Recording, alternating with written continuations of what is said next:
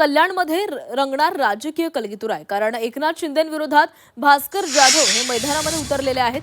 ठाकरेंचे नेते भास्कर जाधव हे प्रचार करणार आहेत। जाहीर आणि चौक सभांमुळे प्रचाराची रंगत वाढणार आहे। कल्याण डोंबिवली महापालिका निवडणुकीच्या पार्श्वभूमीवर शहरातील राजकीय वातावरण तापू लागलेले आहे। राज ठाकरे यांच्या शाखा भेटीनंतर आणि उपमुख्यमंत्री एकनाथ शिंदे यांच्या जाहीर सभा होणार आहेत। आता शिवसेना उद्धव बाळासाहेब ठाकरे पक्षाचे नेते भास्कर जाधव हे देखील प्रचार मैदानामध्ये उतरणार आहेत। कल्याण पश्चिमेमध्ये होणाऱ्या त्यांच्या जाहीर सभेकडे राजकीय वर्तुळाचे लक्ष लागले आहे।